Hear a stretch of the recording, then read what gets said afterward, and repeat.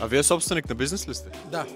Какво искате да кажете на хората, които тепърва искат да си направят собствен бизнес и да пробият в дадена сфера? Към кои печеливши продукти трябва да се насочат или услуги? Не мога да посочвам продукти или услуги, защото сега всичко е много динамично.